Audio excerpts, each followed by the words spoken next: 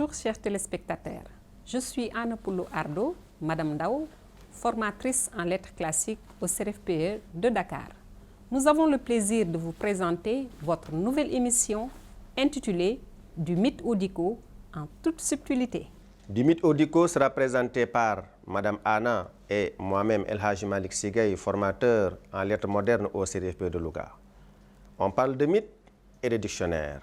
C'est quoi le problème, Anna? Comme vous le savez, une langue, on la parle, on communique avec.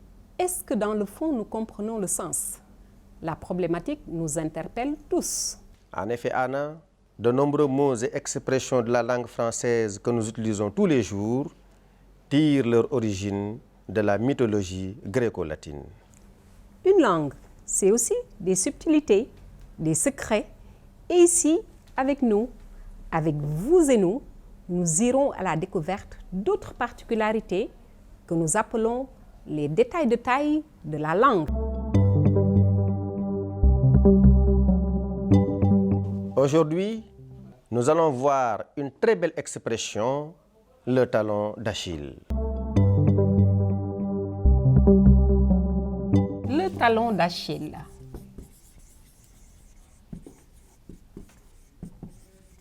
Le talon d'Achille. Parfois, on parle même du tendon. Elhadj, est-ce que tu peux nous dire qui est Achille? Achille, ce nom nous plonge dans l'univers fabuleux de la mythologie grecque. Achille est un demi-dieu, fils de Pélée et de la déesse Thétis. À sa naissance, sa mère, afin de le rendre invincible à la guerre, le plongea dans les eaux du Styx, un fleuve dont les eaux sont réputées rendre invulnérable. Malheureusement, la déesse Thétis, la mère d'Achille, n'a pas eu la présence d'esprit de mouiller le talon par lequel elle tenait son fils lorsqu'elle le plongeait dans les eaux du fleuve.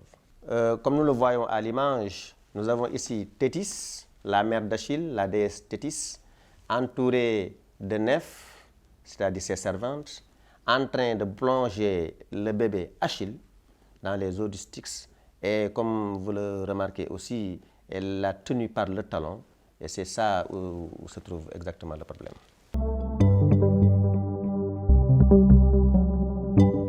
Achille est devenu adolescent. Il grandit magnifiquement bien.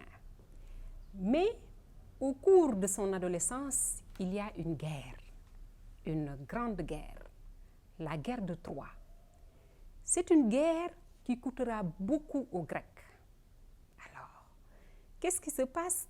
Tout simplement, une très belle femme, nommée Hélène, sera ravie par un prince troyen appelé Paris. Alors, le roi Agamemnon, nommé roi des rois, sacrifiera même sa fille Iphigénie pour avoir la victoire sur les Troyens. Thétis, la déesse Thétis, a peur. Son enfant, son fils, est devenu un guerrier entre-temps. Voici une belle image de Achille devenu guerrier.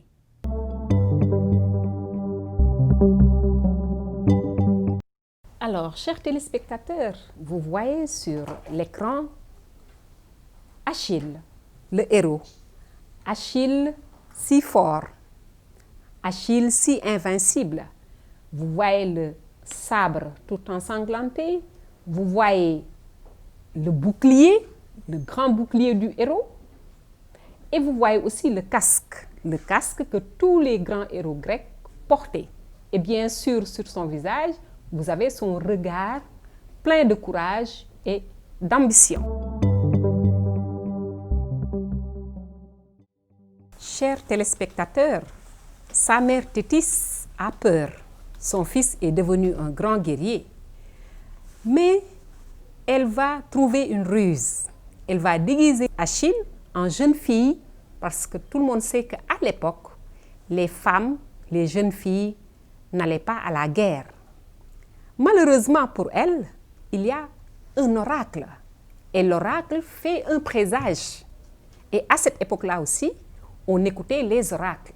L'oracle dira au peuple grec et surtout à la déesse Thétis que la présence d'Achille est indispensable pour la victoire des Grecs. Donc, il faut que Achille aille dans cette guerre combattre. À la suite de cet oracle, Achille dut rejoindre l'armée grecque sous la direction du roi des rois, Agamemnon.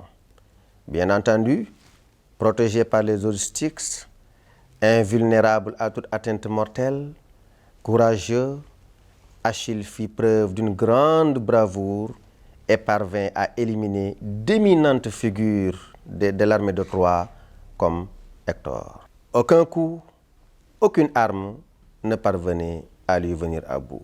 Il y eut de nombreux combats, d'épineux combats. Achille s'en sort toujours vainqueur.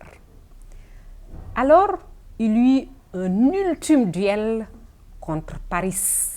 Paris, n'oublions pas, c'est le frère d'Hector qu'Achille a tué.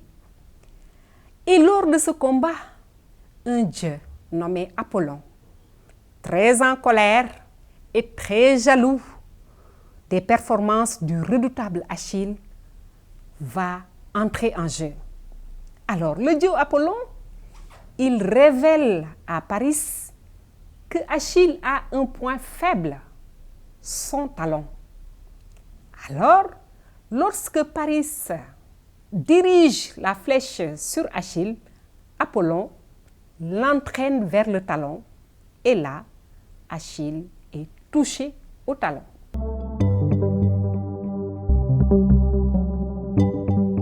Souvenez-vous, chers téléspectateurs, lorsque Thétis plongeait son fils Achille dans les eaux du Styx, elle le tenait par le talon. Donc, naturellement, le talon n'avait pas été mouillé par les eaux du Styx qui rendraient invulnérable. Aussi, dans la guerre, Achille avait un point faible, c'était son talon. Et comme vous le voyez ici sur l'image, nous voyons la flèche empoisonnée tirée par Paris, dirigée par Apollon, qui vient se planter dans le talon d'Achille, dans son talon. Et ainsi, on le présume, Achille va succomber. Achille va tomber au champ de l'honneur. Parce que tout simplement, il faut le reconnaître, Achille n'aura pas été vaincu par l'habileté de Paris, mais il aura été vaincu par la jalousie d'un dieu, Apollon. Alors, on voit sur l'écran Achille sur le point de tomber, la flèche au talon, se retournant. Il se sent surpris, il est surpris parce que pour lui, personne ne savait. Malheureusement, il mourra sans savoir qui a révélé son secret. Chers téléspectateurs, comme vous l'avez vu dans les images, comme vous l'avez entendu dans le récit, Achille avait un point faible, c'était son talon. Et depuis, l'expression talon d'Achille signifie le point faible d'une personne, le seul point par lequel elle peut être atteinte. Dans l'usage, on entend bien entendu talon d'Achille, mais aussi tendon d'Achille. Quelle est la différence entre ces deux expressions?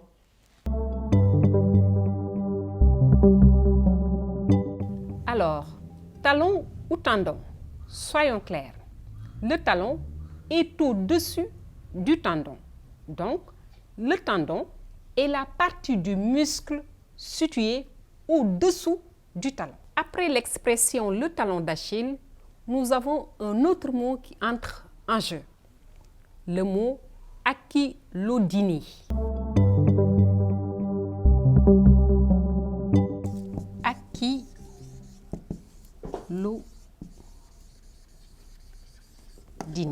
Dans le mot akylodynie, vous voyez le radical akylo qui fait référence à Achille.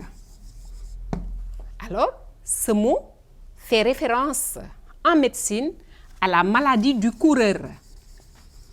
La maladie du coureur est cette maladie qui, principalement, touche le muscle du tendon.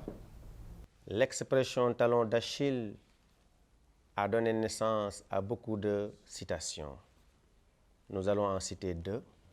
L'une est « Le talon d'Achille du pouvoir est l'union ». Une autre citation, « Le talon d'Achille est à l'ego ce que l'ergot est au coq ». Nous allons maintenant passer à l'exercice qui sera composé de 4 questions. La première est « Quel est le nom de ce fleuve dans lequel Thétis plongea son fils Achille afin de le rendre invulnérable ?» La deuxième, pourquoi le talon d'Achille était le seul endroit où le héros pouvait être atteint mortellement. Troisième question, que signifie le talon d'Achille de quelqu'un? Quatrième question, quelle est la différence entre talon et tendon? Chers téléspectateurs, Senghor l'a dit, le monde est un village planétaire. Que vous soyez en Grèce, que vous soyez au Sénégal, que vous soyez au Japon, le talon d'Achille a son sens et un sens bien complet. Alors, les mythes se rejoignent, les hommes se rejoignent. Et aujourd'hui, nous voyons que ce talon d'Achille a son sens ici, chez nous. C'est ainsi que nous voyons que toutes les sociétés ont formulé des pensées, ont formulé des expressions pour fixer des réalités culturelles. La langue wolof et bien sûr d'autres langues, nous le verrons avec les langues codifiées comme le Joola, le Serer, le Soninké.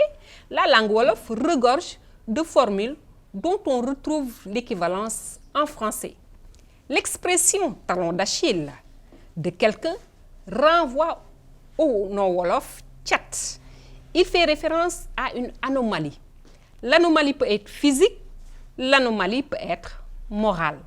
Le mot tchat en wolof, c'est la seule chose qui fait défaut chez une personne. Et nous en avons des exemples.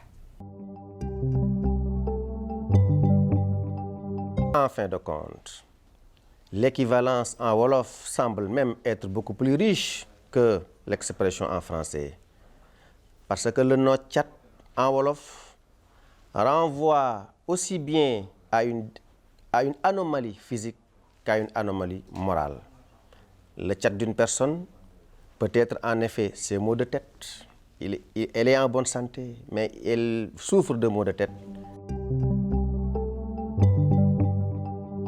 Chers téléspectateurs, après cette belle expression, le talon d'Achille, nous allons passer à la rubrique les détails de taille de la langue. Et aujourd'hui, nous avons 2 mots, 2 belles nuances, prolongation et prolongement. Le verbe prolonger a généré 2 noms, prolongation et prolongement, qui signifient tous les deux une augmentation. Mais où se trouve la nuance? Faut-il employer prolongation et prolongement sans hésitation?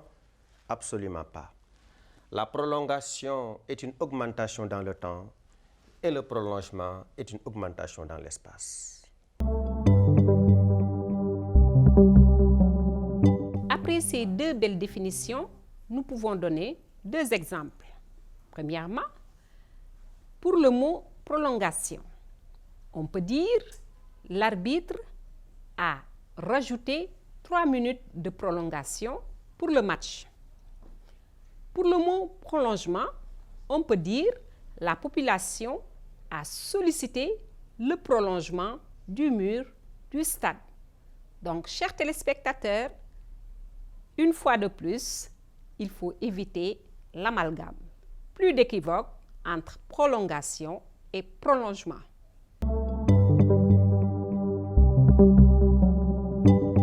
Nous voilà au terme de l'émission du mythe au dico en toute subtilité. Nous vous donnons rendez-vous très prochainement pour un autre numéro portant sur un mythe. Mais aussi, El Hadj, chers téléspectateurs, nous aurons d'autres subtilités de la langue. Ce sera ici, sur Télé-École, la télévision 100% éducative. Merci, à la prochaine.